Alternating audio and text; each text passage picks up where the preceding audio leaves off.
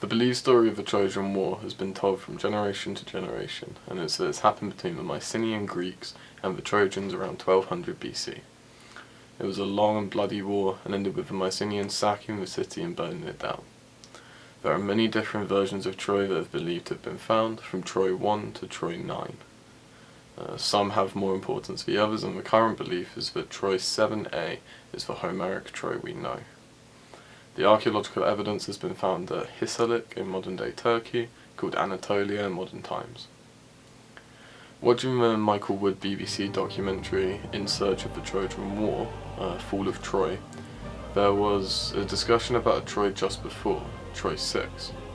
It is believed to match the exact description given in the Homeric text, but when excavating, Carl Began claimed that it had been destroyed by earthquake and all inquiry was halted for years.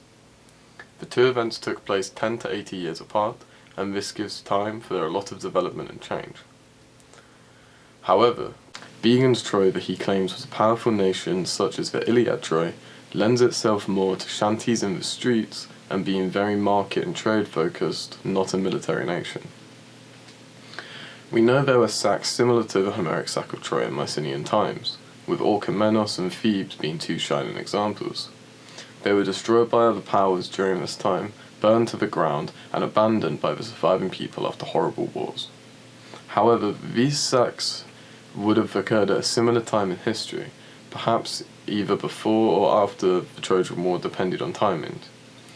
How do archaeologists have such an accurate picture of when these attacks happened and what caused them to happen when we have such an inaccurate picture of the Trojan destruction?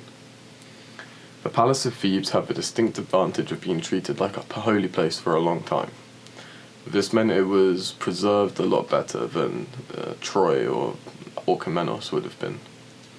Travel writer Pausanias said that it was holy ground and not to be damaged upon after sacking or built upon.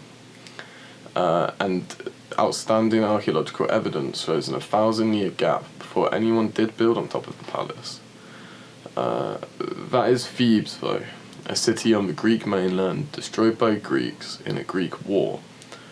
There would have been a certain level of respect, I think. A battle between bloodthirsty Mycenaeans and foreign Hittites may have not had the same levels of respect.